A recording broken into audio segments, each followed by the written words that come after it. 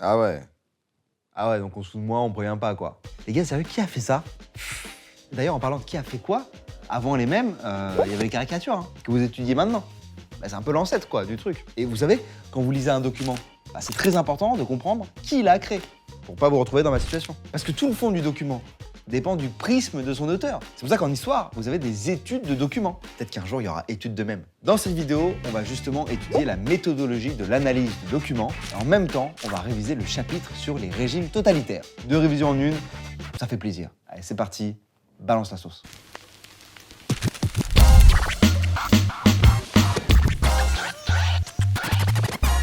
Et pour faire tout ça, nous allons utiliser cette caricature. Ici, ce qu'on vous demande, c'est, en vous appuyant sur le document, vous présenterez la situation de l'Europe en 1939. À partir de là, je vous conseille de procéder étape par étape pour analyser cette caricature.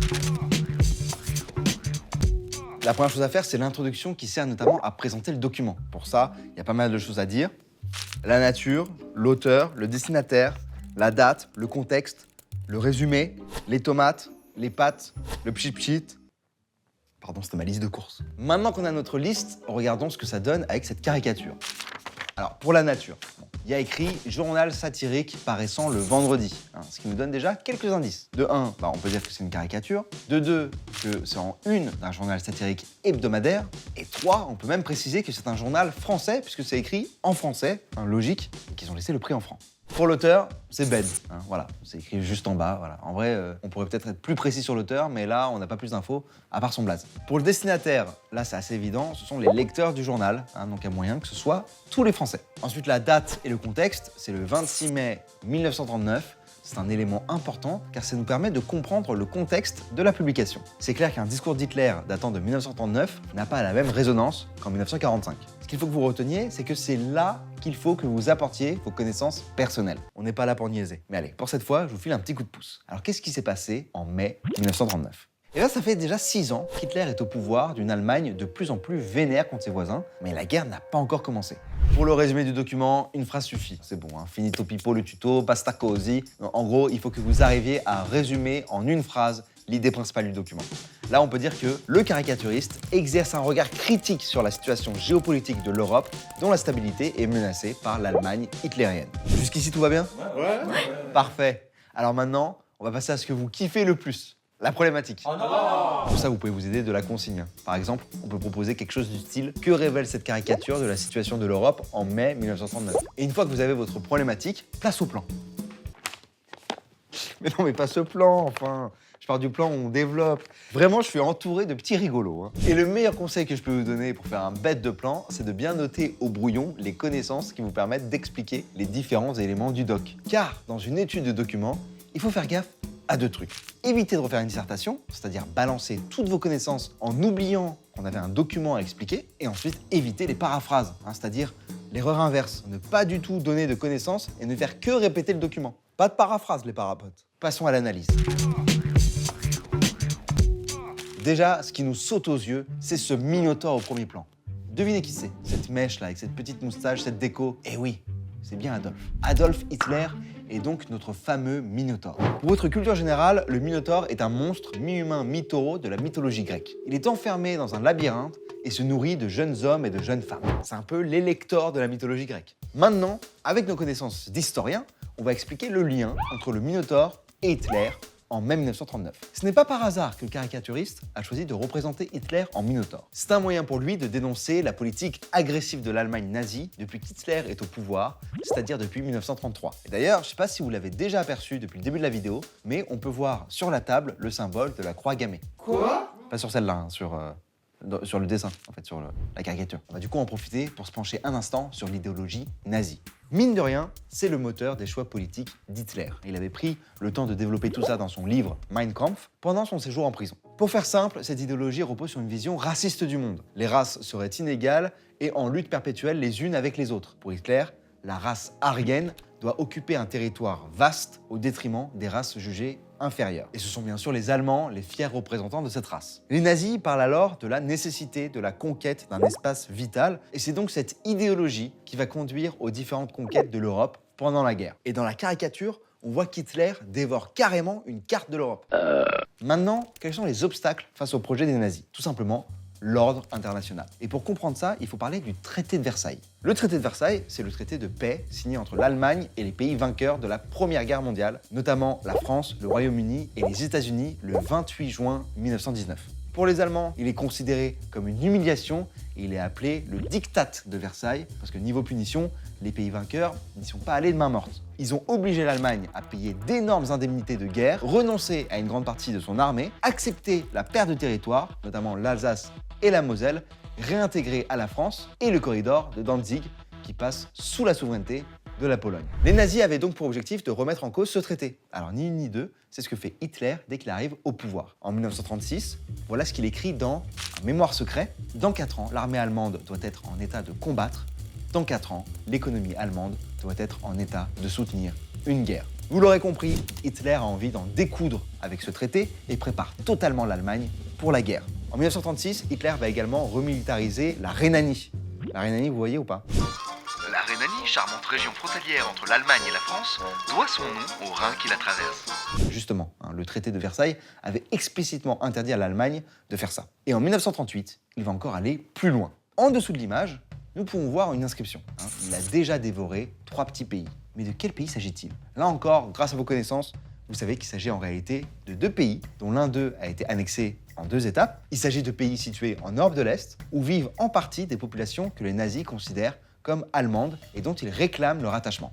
En gros, les nazis et Hitler considèrent que tous les pays où se trouvent des populations allemandes appartiennent à un seul grand empire, le leur. C'est ce qu'on appelle le pangermanisme. Et donc en mars 1938, après avoir conclu une alliance avec son pote fasciste italien Mussolini, Hitler annexe l'Autriche, c'est l'Anschluss. Merci. Attendez, avec une carte vous verrez mieux, je reprends. En octobre 1938, il annexe les Sudètes, une région de la Tchécoslovaquie, et pour terminer, il envahit la Bohème-Moravie en mars 1939, une autre région de la Tchécoslovaquie. Maintenant, on va regarder ce qu'il y a en arrière-plan. On voit 2 personnages qui n'ont pas l'air très débrouillards. Qui sont ces gars? Des serveurs qui vérifient le pass sanitaire? Des amis d'Hitler qui attendent le dîner? Des clients qui ont réservé une table? En fait, il s'agit de Neville Chamberlain, le Premier ministre britannique, et Édouard Daladier, le président du Conseil français. Ce sont les 2 chefs d'État des 2 plus grandes puissances européennes, voire du monde. Ils sont censés faire respecter le traité de Versailles. Mais là, ils sont habillés en serveurs. Ça nous donne une idée de l'avis du caricaturiste sur eux. 0 respect. Effectivement, la France et le Royaume-Uni se retrouvent paralysés face aux attaques hitlériennes. Ce qu'il faut comprendre, c'est que l'opinion publique de l'époque est encore traumatisée par la Première Guerre mondiale, qu'on appelait à l'époque la Grande Guerre. Donc les populations sont profondément pacifistes et leurs chefs d'État pensent que la négociation et les concessions face à Hitler vont permettre d'éviter la guerre.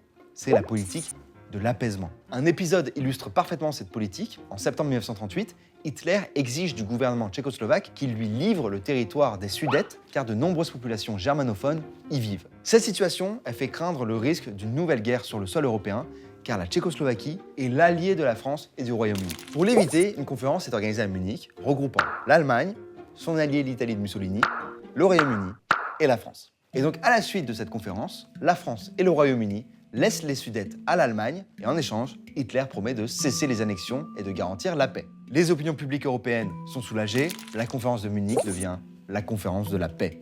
Enfin, pardon. J'avais oublié le futur Premier ministre britannique, Winston Churchill. Lui, il n'était pas chaud d'abandonner l'allié tchécoslovaque face aux appétits des conquêtes de l'Allemagne nazie. Il a notamment tenu un discours devant la Chambre des communes le 21 novembre 1938, où il dit « Croire qu'on peut obtenir la sécurité en jetant un petit État en pâture aux loups est une illusion fatale. Bientôt, en effet, l'Allemagne développera son potentiel de guerre plus rapidement qu'il ne sera possible à la Grande-Bretagne et à la France de compléter leurs préparatifs de défense. » Ici, on peut dire que l'auteur de la caricature est du même avis que Churchill. Il sait en effet qu'Hitler n'a pas respecté son engagement de la conférence de Munich, puisqu'en mars 1939, soit 2 mois avant la publication de la caricature, l'Allemagne envahit la Bohème-Moravie. Il montre que la France et le Royaume-Uni restent observateurs de ces agressions. On peut même dire que l'auteur les voit comme complices, puisqu'ils sont habillés en serveurs dans un restaurant où Hitler est le seul client. Et là, si vous voulez faire une masterclass, c'est déjà pas mal, hein? Mais si vous voulez faire une masterclass, il y a un détail qui fait la diff, je vous remets la caricature et je vous laisse quelques secondes. Vous l'avez? Le Parthénon en arrière-plan. C'est le temple emblématique situé sur la colline de l'Acropole à Athènes. Et ça symbolise la démocratie. On peut imaginer que l'auteur voulait montrer le danger qui menace les démocraties en Europe. Après, ça se trouve, il aimait juste dessiner des temples. Prenons maintenant la deuxième partie de l'inscription. Et il n'arrête pas de dévorer la carte. En mai 1939, au moment où ce dessin est sorti, la prochaine cible de l'Allemagne paraît évidente.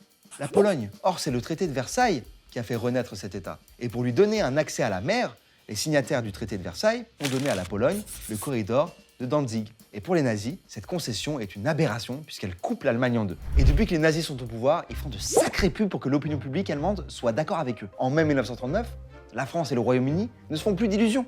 Ils sentent le conflit armé arriver. Ça sent la baston, hein, non? La Pologne est menacée et elle est alliée à la France et au Royaume-Uni depuis les traités défensifs signés en 1921 et 1925. Donc si on a une invasion de la Pologne, c'est la guerre. Et on s'arrête là pour la chronologie. On ne parle ni du début de la guerre, ni de ce qui suit. Pourquoi? Parce que dans une étude de documents, on reste dans la perspective de l'auteur. Puisqu'il ne sait pas, lui, ce qui va lui arriver dans le futur. Donc on ne peut pas l'expliquer dans le développement. Dans la conclusion, par contre, on peut l'évoquer, sans trop en dire non plus. Maintenant que nous savons tout ce qu'il y a à dire à propos du document, il faut organiser tout ça. Et là, on en revient au plan. Pour faire un bon plan, l'idéal, c'est de faire des parties équilibrées. Chaque partie doit s'appuyer sur des éléments du doc expliqués avec vos connaissances. Ici, on peut proposer par exemple Grand 1, ce document témoigne de la politique de plus en plus agressive de l'Allemagne nazie. Avec en A, on part de la représentation d'Hitler en Minotaure et des symboles nazis, et on les explique par la politique pangermaniste des nazis et leur volonté de revenir sur le traité de Versailles. Et en B, on part de l'inscription « Il a déjà dévoré 3 petits pays » et on rappelle les annexions de l'Autriche et de la Tchécoslovaquie. Puis, grand 2, on peut dire que ce document montre la passivité des démocraties face à la politique extérieure de l'Allemagne nazie et témoigne de l'imminence de la guerre. Et là, en A, on part de Chamberlain et Daladier, représentés en serveurs, qu'on explique par la politique d'apaisement menée par le Royaume-Uni et la France. Et en B, on part de la citation « Et il n'arrête pas de dévorer la carte » en l'expliquant avec la menace qui plane sur la Pologne à cause du corridor de Danzig. Une fois qu'on a notre plan, on peut rédiger son développement.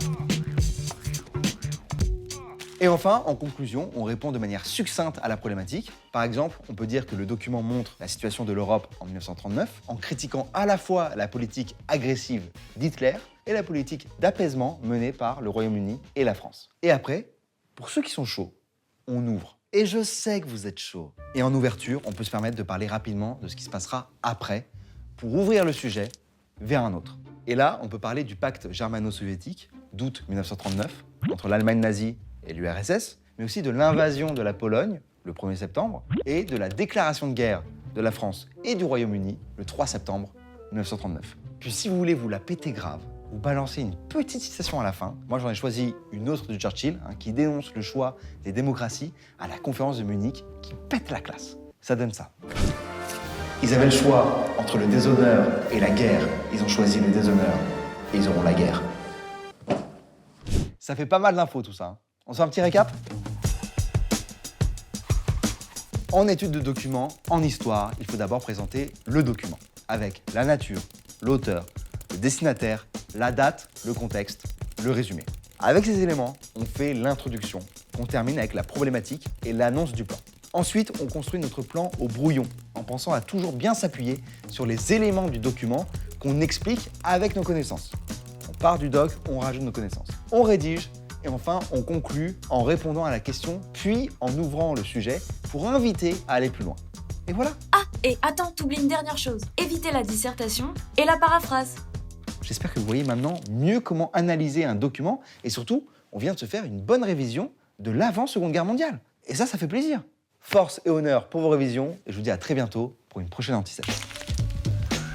Tu passes le bac cette année? T'inquiète, l'Anti-Sèche est là. Abonne-toi pour recevoir une nouvelle vidéo chaque semaine. Tu peux aussi checker celles qui sont déjà en ligne en cliquant sur la playlist. Tu vas la voir ce bac.